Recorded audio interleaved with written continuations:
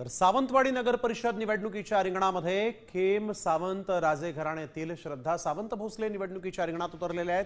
मात्र त्यांना मराठी बोलता येत नसल्यावरून त्यांच्यावर आता टीका होऊ लागली।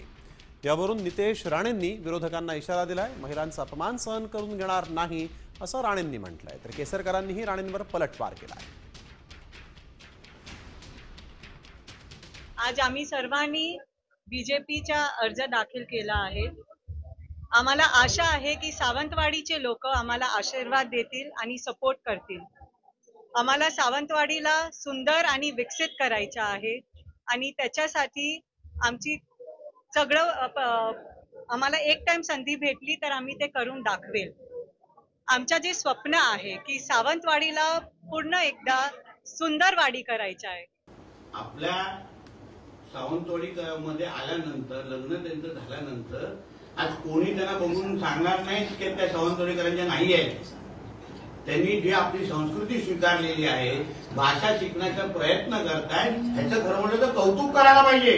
पण कुठल्याही महिलेच्या बद्दल अशा पद्धतीचा अपमान आणि बदनामीचे विषय कोणीही करू नये, एक लक्षात घ्या। म्हणून ह्या बाबतीमध्ये तर बिलकुल आम्ही त्या गोष्टी सहन करणार नाही आणि ह्याचं उत्तर सावंतवाडीकरच देणार आहेत 2 तारखेला। राजघराण्यावर कोणीही टीका टिप्पणी केलेली नाहीये। कोणीतरी त्यांना चुकीची माहिती पोहोचवली आहे असं मला स्वतः वाटतं।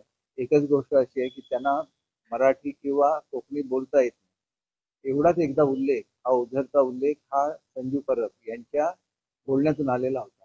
परंतु तो उल्लेख असं काही त्यांची बदनामी करणं ह्या हेतूने केलेला नव्हता।